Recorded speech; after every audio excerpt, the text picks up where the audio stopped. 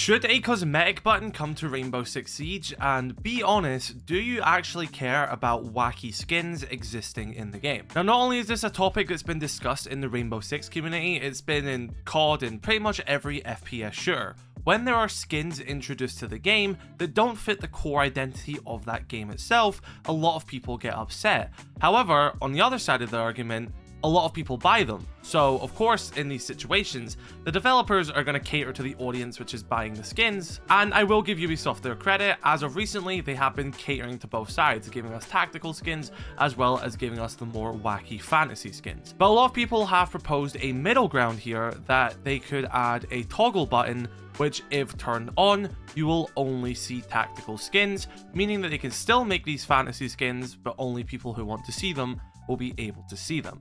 Is this a good idea?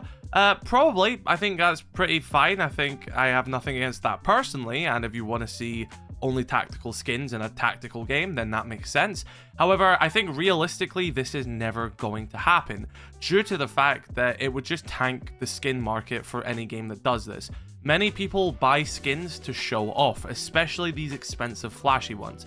For, 50% of the time they buy them isn't for themselves, it's to flex on other players.